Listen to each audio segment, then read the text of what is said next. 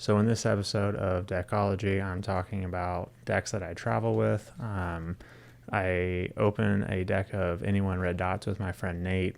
How I'm dealing with S.A.D, seasonal affective disorder, basically the winter blues. I've got some solutions I've been working with, and it's not impulse buying decks. So that is one thing I have tried out, and it does not work. I talk about that pretty in depth towards the end of the episode. Yeah, let me know what you guys think, and definitely enjoyed interacting with everybody after the first episode.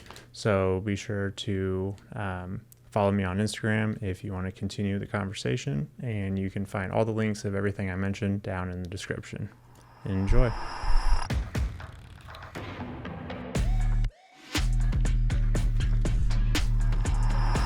Welcome to another episode of Deckology, where I talk about decks and all things cards and wherever this ends up going. The other night, I posted on Instagram, I was like, ask me questions. It's an easy way then to, if you're not sure where to start talking on a podcast, you ask people, hey, what's on your mind?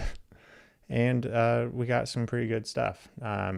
Okay, so I wanted to start off this episode with a story about a deck of cards, but I'm going to tie that into one of the questions that I actually ended up getting, and that is from Patrick Knight. What's the hardest part about traveling, and do you want to design your own deck someday? So for those of you that don't know, I make videos and take pictures. I've done that for about 5-6 years now, and recently, probably within the last for the last couple of years, I've traveled for work, but it's definitely gone up more and more. And at first it was like, so I've traveled for work for quite a while. And this does have to do with a deck of cards, by the way. But I travel for work. I take pictures, I make videos. I film a lot of like conferences and events and things like that. I've only done one wedding, and that was for a friend. So I don't really do weddings, but I do travel with cards. Typically, I take way too many decks of cards. I've done a lot of, actually one of the first episodes of decks that I did a long time ago. I did over, hold on. Okay, I got it. See, I've already gathered 4 decks of cards on this desk so far. So I travel for work, and I take decks of cards with me. So I travel with, one of my main decks of cards is the Anyone Midnight deck. Anyone, if you don't know, if you don't do cards, Anyone is a playing card company. I think I covered that in one of the last episodes. There's been one. And the other deck that I travel with, which I don't know. Oh, there it is. There's no design to it, but the design could be whatever you want it to be. So it's the NOC Sport Deck. What I do with it is I use it for like transition scenes.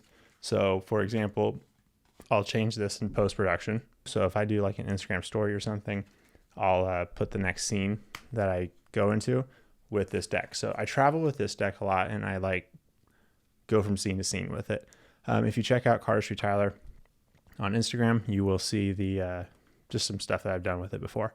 So I travel, these are like my 2 main travel decks that I go around different places with.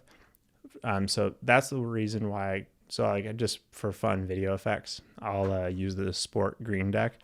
It's really thick. The paper, like I feel like I could shuffle this forever and it's going to be as stiff as cardboard. So quality wise, it's like whatever, but it's a fun, simple deck that I do some fun stuff with. Otherwise, like when I'm traveling, like when I'm on a plane, I don't like to have so if you're traveling and you're doing decks of card stuff, if you're doing card things, and you pull out a deck of cards on a plane, automatically people are going to be like side-eyeing you, which is like, it's whatever. You never see those people again. Like, so if you are ever in a position where you're like in public and you're like, oh, I just wish I had a deck of cards right now because I'm really bored or something, you're never going to see these people again. And that's like helped me, especially if I film, like I'll film myself like in airports. I don't have a narcissistic problem. I'm fine. What ends up happening is like if somebody actually decides to talk to you about a deck of cards, you get to talk about decks of cards. And then typically the follow-up question is, do you do magic tricks? And then I say no, because I don't want to do magic tricks on an airplane for a stranger. That's the simple way around it. If you do, you can say yes, and you can do a magic trick. But I'm not trying to do anything for anybody on an airplane. So I like a low-profile deck. I notice if I've got like a really bright and colorful deck that's like the first V3 or something, like it just kind of draws more attention, especially if you have like a lime green deck like this sport deck. I just like, it's already kind of like, yeah, the guy's got a deck of cards and he's flicking it around. I just don't want to, like, I don't know. I say I don't want to draw attention to it because I don't. And so that's why if you have big headphones, you have these plus a deck, and then you're set for like any plane ride. In a podcast or something, or the same like 10 songs that you listen to. How did I even get here? Okay, so I travel for work, and then so I like a low profile deck. I like decks cards that pretty simple. There's not a lot to it, and if you know me even a little bit, you know that black is my aesthetic. So it really goes with every outfit as well. So I really like the A1 midnight decks, which on Black Friday I bought 2 more of these because I only got 1 when I ordered this. So I ordered 2 more on Black Friday because this deck is getting pretty well used. So the other story that I started in the middle of that story that I derailed on was at hotel rooms I'll take a lot of decks of cards with me because I'm like, oh, I can't decide which one I want to take besides these 2. Always have the NOC Sport Green and Anyone Midnights. Those I'll take with me. Those are like the no-brainer. However, when I'm at a hotel room, sometimes there's downtime, and so then I'm like, well, what deck of card are we going to go with? And so I take a bunch. I've never used the like 6 decks that I'll take with me, but I take quite a few. And then I'll open decks in hotel rooms, and it all started with the Super Bees from Illusionist. These are some of the decks that I got, and it was like one of the first episodes of decks that I made. Super Bees were one of the first ones that I did, and it was kind of what originally gave me the concept of decks, straightforward, to the point, new deck experience. I think is like the words I used. I'll splice it in. Hey, welcome to Decks, a quick and to the point new deck experience. Today I'm opening the Super Bees by Illusionist. So it started with that, and then I did like a OPC Snackers deck once. Welcome to a very new episode of Decks, and this one I kind of struggled with. So I'll just kind of like open decks of cards in a hotel room, and a lot of times, you know what? This ties into another question. I'm already out of order, but to finish Patrick's question, yes, I do want to design my own deck one day. No, I have not decided what it's going to even look like. Well, it's going to have broken borders. That's all I do know. Broken borders, for those of you that don't know, broken borders are cards that, if you're watching, if you're listening, dude, see, I did it again. If you're listening, I'm just holding up a deck of cards that has broken borders. If you don't know what broken borders are, check out the YouTube channel and subscribe, like, comment, and share. What's the hardest part about traveling?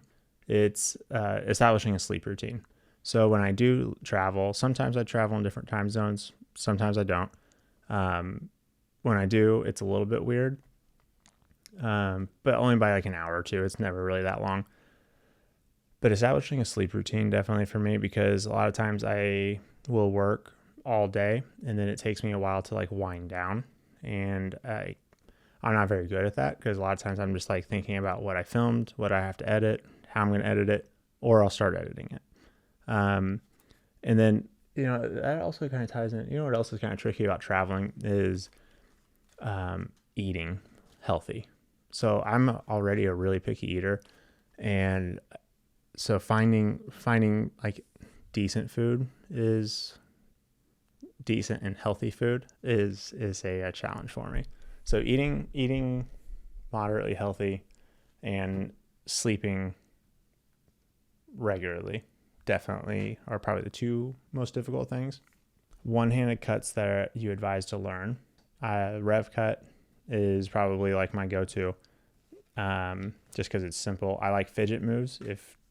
I prefer one-handed cuts over most cuts because it's something you can do pretty casually when you're just kind of chilling. So the rev cut, and I'd say judo flip for sure. I definitely like the judo flip.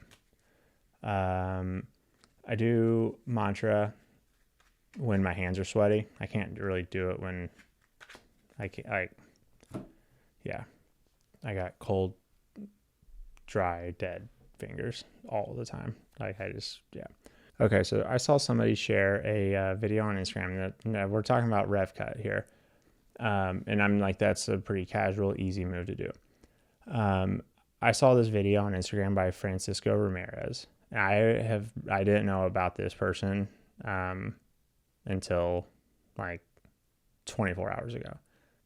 It was from 2016, and he does this rev cut, but then it's a 180, a 360, and a 540 spin, and it blew my mind, dude. I watched it so many times, and then I went through his profile and watched all of the moves. So I saw that, and I was like, my hand started cramping. It was so cool. So that's a one-hand cut that I'm going to be working on. That was cool, though. So advice in order to film. So I had a couple people ask camera gear setup, editing software used for the podcast, and advice for filming cardistry moves by yourself. So I would say both camera things. So right now I'm shooting this podcast video-wise on a Sony a7 III. I've got a Feel World F5 monitor that I keep like looking at. And then I've got a Shure SM7B. And then tonight I'm actually recording. So yesterday, 2 nights, whenever I filmed the first one, I recorded it straight onto my pressing buttons. If you're watching, I'm holding up if you're listening, I'm holding up a Zoom H4n Pro, and that's what I'm recording into. And it's got a cloud lifter as well. And then I've got the Zoom H4n connected to a battery pack. That's what I'm using. I'm going to sync the audio in post, and I just want to compare it to what I was using for the first episode, in which I was using OBS software, open broadcasting software. OBS, it's a free program. I connected my camera via Elgato Camlink 4K. Let me get it focused in on here. So it's the Elgato Camlink 4K. I connect that, and then I was able to connect all of it to the computer. And so, but it's convenient, but what I want to do is I want to test the quality versus recording straight onto an SD card and recording straight into a audio recorder, and then just try it out. So I'm a firm believer in baptism by fire. So you figure you might as well just try things out, and you could test it all you want, but I know for sure I will overthink it if I don't put a deadline on things and have all the time in the world to nitpick how things look and sound. So deadlines for me are very important. Otherwise, yeah, I'm a huge overthinker, and especially when I'm anyway, let's say I have so much more to get into right now. Filming by yourself. Oh yeah, the other cameras. So I use a GoPro for a lot of different little things. I like carrying this with me. There we go. It's focused. This is a GoPro Hero 10, and it is connected to a mouthpiece. So that's how I get my POV shots when I'm doing card stuff in my Instagram stories. And then I will also have a small rig. It's like a tool thing or something like that. I got that connected to a phone accessory. And this can twist. This thing twists and clamps and stuff. So you can just kind of put this wherever you want. And that comes in pretty handy quite a bit. My buddy Nate from XDecks, he's got a video on how to film cardistry. So I'll link that in the description below. He's got some just good general tips. Lighting is like the number one thing. That's why like I find myself filming in like hotel rooms, because you have like these huge floor to ceiling windows and the lighting is usually really good. And usually the background's a lot cleaner than like whatever room I'm in. So if I'm able to have good lighting, that helps. So that's why you'll see a lot of people filming like in their stories or something. They'll be like next to a window. You do have a lot of good natural light brings out the true colors of everything. So that's what I'd recommend for filming solo. And also that is the gear that I use. Let's get into another question. What got you started in collecting cards? I bought one and then I realized there was others to finish the collection. And then I did again. I actually learned about this. I was listening to a book called Atomic Habits and the Diderot effect. Basically, the Diderot effect is like, from my understanding, and now I just listened to this today, so this is still pretty fresh. If I were a more professional podcaster, I'd probably Google it and have this like really nailed down pat before I start talking about it. But we're here for it. So it's basically like a story about a guy that bought like a really nice outfit. I'm paraphrasing in a big way. Bought a nice outfit and then realized that outfit didn't match anything else that he had aesthetically. And so then he realized he needs to buy all these other outfits. And I was like, oh, that's kind of what happened to me with cards. I bought one deck and I was like, oh, well, there's other cool decks. And then so you realize, oh, okay, well, I like decks with broken borders. Well, what other decks with broken borders are out there that I don't know about that I think I need? And then you realize there's a bunch. And then you realize there's certain brands that have themes to them that you're like, oh man, I really like the way these cards handle and feel. And then there's decks that have dots on them.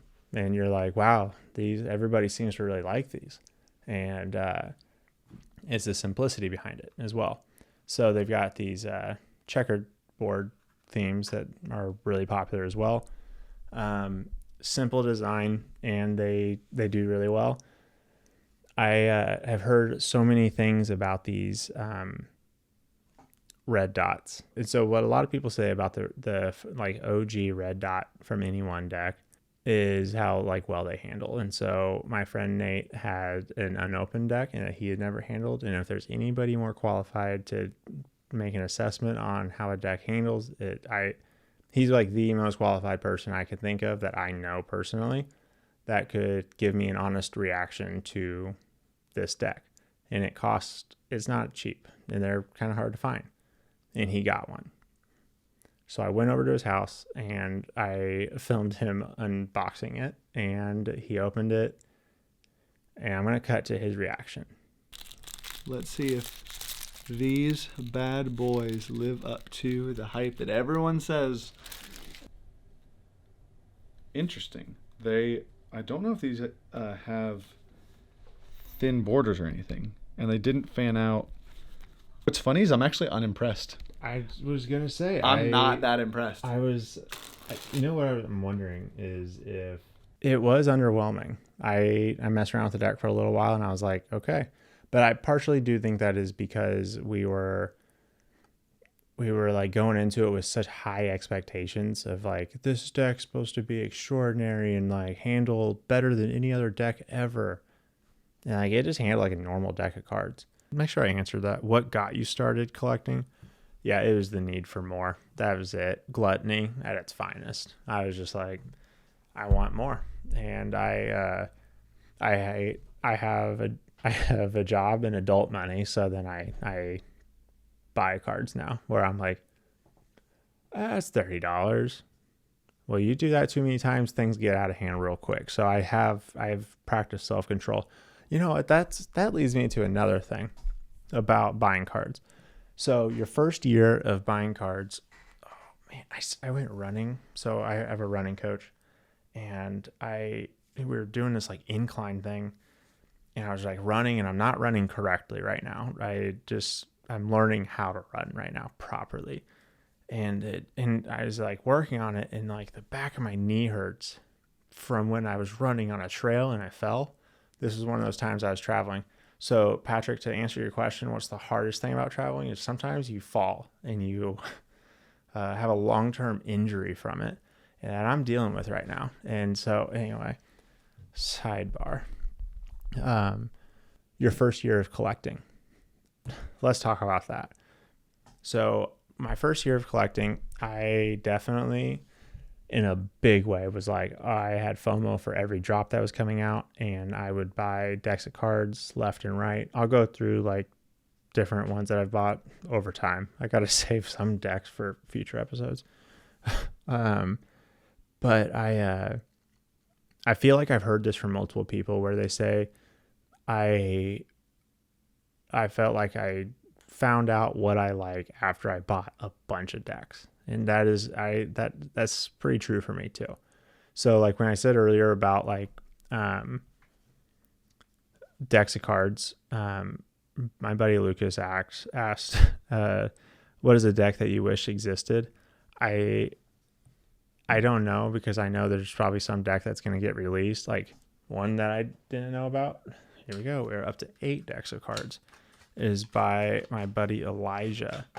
And that's the Descendants playing card. This one is like primed for cardistry. You can check out all of his stuff. I'll link it down below. But like the way he designed these cards play really well for like spinning moves and things like that. Kind of hypnotizing. Getting distracted, reel it back. Okay. So I started learning over time that what kinds of cards that I did like. And so when I first got into it, I was like, oh, Fontaine seems to be like a pretty big brand. I should probably get every drop that they have. And then I did. And then I was like, okay, why do I have a bunch of Pink Panther decks? You know? And so there's some brands that I like supporting just because, like Orbit. I love the Orbit deck. See, now that ties back to like circles. I like cards that like look cool when they spin. Get me every time. But you don't know this until you get the decks. And so like I didn't know I really liked broken border decks until I started messing around with broken border decks. I didn't realize I like checker decks until I started traveling more, and I was like, oh, I kind of want a low profile deck. And then all the holo craze happened. And so holo, like with the holographic stuff, I talked about that, I think, in the last episode.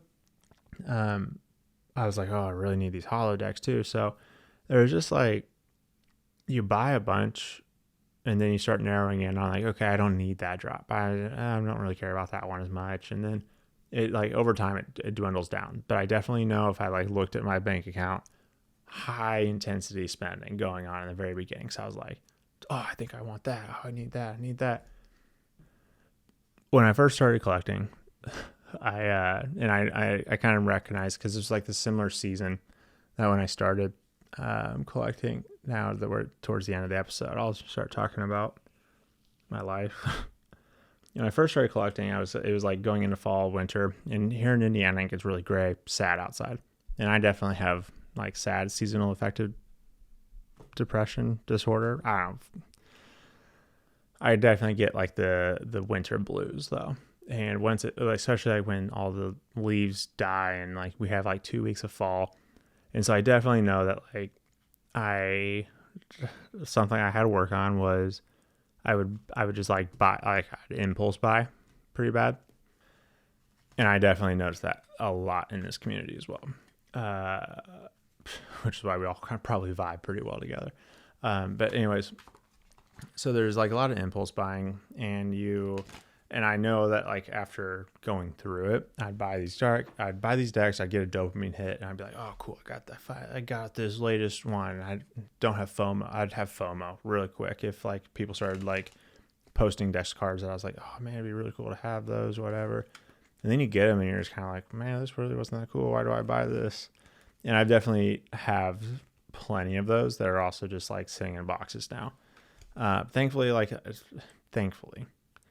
it's like a $10 to $15 impulse buy. I don't really impulse buy anything more than that. Now, if you end up impulse buying something that's like, well, I got 12 of them for $10.